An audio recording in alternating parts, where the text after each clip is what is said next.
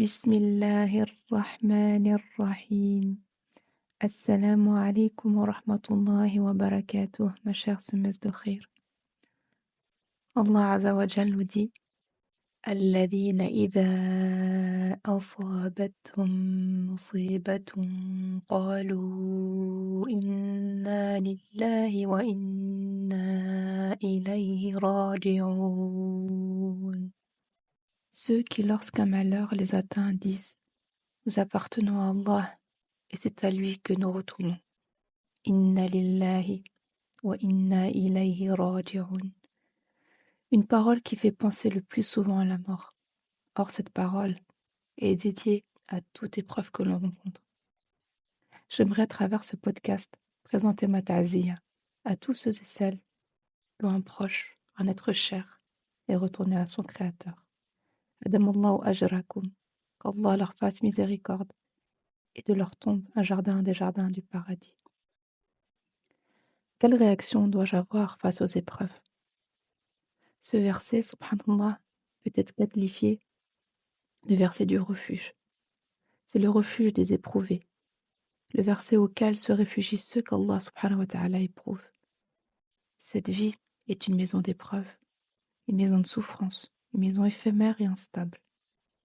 Comme dit le poème de la vie, prenez garde à mes coups et mes attaques. Ne vous laissez pas tromper par mes sourires. Mon discours est joyeux, mais mes actes sont affligeants. Ce verset, Allah subhanahu wa ta'ala l'a fait pour ses serviteurs comme un refuge contre les coups de la vie. Lorsqu'une calamité frappe, tu te réfugies auprès de Rabb al-Alamin. Tu es frappé par une épreuve touchant ta personne, ta famille ou tes biens, et tu dis: Nous appartenons à Allah. Nos âmes sont à Allah. Nos familles sont à Allah. Nos biens sont à Allah. Allah Azza wa Jal dispose de ce qui lui appartient. Comme disent les juristes, ce n'est pas une disposition intrusive, c'est la disposition du propriétaire. Il n'y a pas de contestation possible. Lorsque cette phrase court souvent sur les lèvres des érudits, ils disent: Il n'y a pas de contestation contre Allah. Pourquoi pas? Parce qu'il est le propriétaire. Il dispose de ce qu'il possède et il ne le fait que selon la sagesse. On ne devrait pas penser que cette épreuve est dépourvue de sagesse. Lorsque le prophète sallallahu alayhi wa sallam invoquait son Seigneur pendant la prière de nuit, il disait: Tout le bien est entre tes mains et le mal n'est pas de toi. Il n'y a rien dans les actions de notre Seigneur Azza wa Jal qui soit un mal pur. Peu importe comment tu le retournes, tu y retrouveras toujours un bien. Il y a toujours des brises de miséricorde divine qui se manifestent à travers cette épreuve. Wallahu Akbar. Ils disent: Inna lillahi wa inna ilayhi raji'un. C'est une reconnaissance de la résurrection, une reconnaissance que l'homme périra et mourra, puis une reconnaissance de la résurrection après cela, et enfin une reconnaissance que celui qui t'éprouve parce que cette épreuve n'est pas une manifestation de cruauté. Parce qu'Allah Azza wa Jal s'est fait connaître à toi, la première de ses qualités qu'il t'a montrée est Ar-Rahman Ar-Rahim, le tout miséricordieux, le très miséricordieux. Toute personne sans connaissance d'Allah peut chercher à en savoir plus. Pour cela, ma chère semeuse de khir, voici son livre, à travers lequel il se fait connaître à ses créatures. Ouvre ce livre, et la première chose que tu trouves est Bismillahirrahmanirrahim. Au nom d'Allah, le tout miséricordieux, le très miséricordieux. Bien qu'Allah ait de nombreuses qualités, il choisit ces deux attributs pour être les premières à travers lesquelles il se fait connaître à ses créatures. La première impression qu'aura celui qui cherche à connaître Allah est qu'il est Ar-Rahman Ar-Rahim, le tout miséricordieux, le très miséricordieux. Ainsi, lorsqu'une calamité te frappe, souviens-toi toujours que celui qui envoie ces épreuves est celui qui s'est décrit comme Ar-Rahman Ar-Rahim, le tout miséricordieux, le très miséricordieux, et tu es rassuré. Comprends donc la parole d'Allah subhanahu wa ta'ala lorsqu'il dit aucune calamité n'atteint sauf par la permission d'Allah, et quiconque croit en Allah, il guide son cœur. ما أصاب من مصيبة إلا بإذن الله ومن يؤمن بالله يهد قلبه.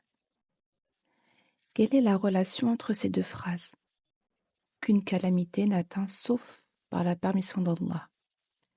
Si Allah n'avait pas permis à la calamité de frapper, elle ne l'aurait pas fait. Si c'est Allah qui a permis à la calamité de frapper, alors rappelle-toi, ma chère semeuse de khayr, que les premières qualités que tu as connues de lui, subhanahu wa ta'ala, sont Ar-Rahman Ar-Rahim, le tout miséricordieux, le très miséricordieux. Tu te dis donc que cette épreuve t'est venue du tout miséricordieux, du très miséricordieux. Tu attends les signes de Rahma qui se manifesteront à travers cette épreuve.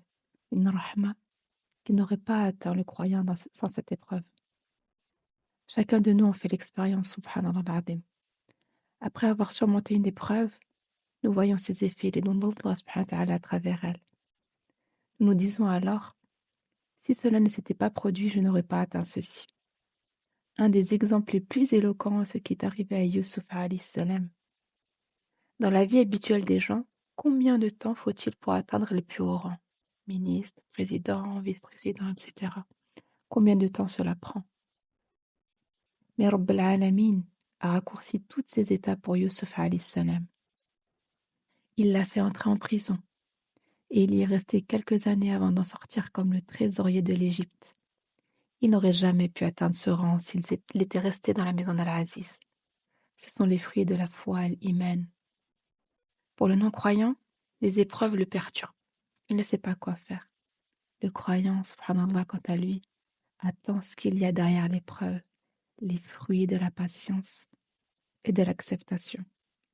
Les gens réagissent différemment aux épreuves. Certains se lamentent, d'autres patientent, d'autres encore acceptent et certains à la fois patientent et acceptent. Abu Ali al-Yussi, un des grands imams du Maghreb, il y a 4 siècles, a raconté que lorsqu'il était enfant à l'école, leur enseignant leur faisait mémoriser 2 vers décrivant la vie pour qu'ils comprennent ce monde et ne soient pas surpris par ses retournements.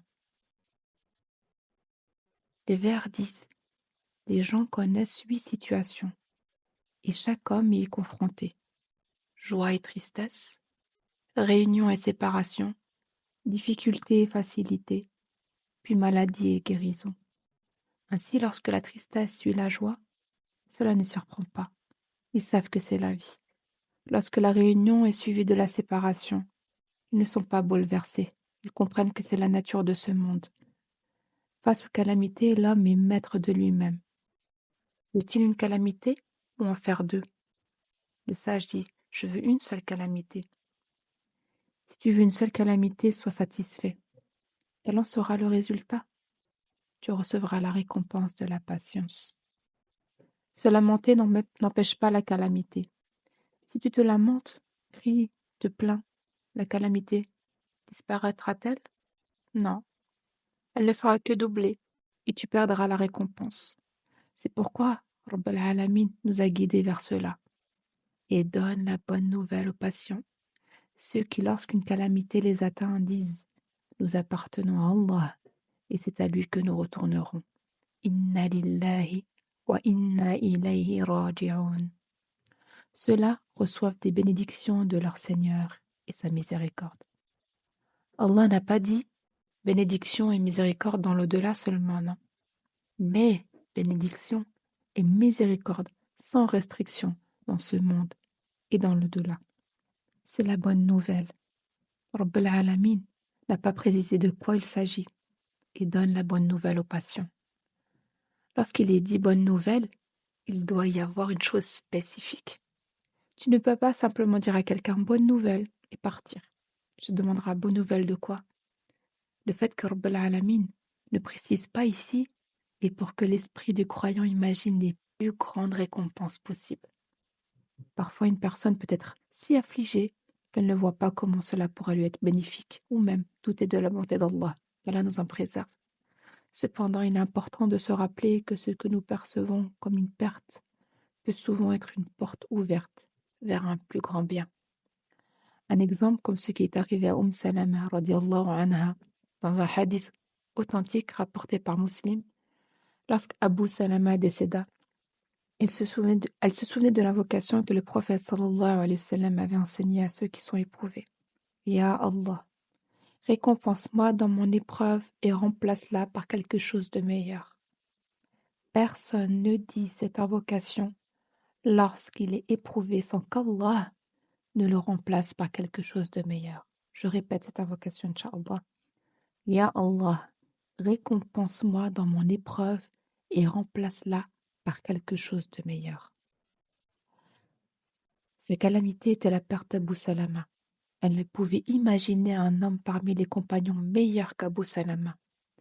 Lorsqu'il est mort, elle se souvenait de l'invocation et voulait la dire, mais elle doutait. Qui pourrait être meilleur qu'Abu Salama? Elle pouvait l'imaginer, mais elle a dit l'invocation. Et Allah lui a donné en remplacement le prophète Mohammed sallallahu alayhi wa sallam. Elle ne pouvait imaginer quelqu'un de meilleur qu'Abu Salama, même pas Abu Bakr, radiallahu anhu. Allah lui a donné quelqu'un de meilleur qu'Abu Salama, le prophète Mohammed sallallahu alayhi wa sallam. La patience a une grande vertu. Il est essentiel pour l'homme d'avoir une bonne opinion d'Allah Azzawajal et de patienter, peu importe la situation, car la fin de tout cela est toujours bonne. Je dis pas que c'est facile, je ne dis pas que j'y arrive, que j'atteins ce degré, mais je nous le souhaite à toutes. On chemine, bi'inillah, pour atteindre cette patience, cette acceptation face aux épreuves. Et pour cheminer, nous devons apprendre à connaître Allah Azzawajal et notre cher et bien-aimé prophète Mohammed sallallahu alayhi wa sallam. Il y a tous les outils dans le Coran et dans la Sunna.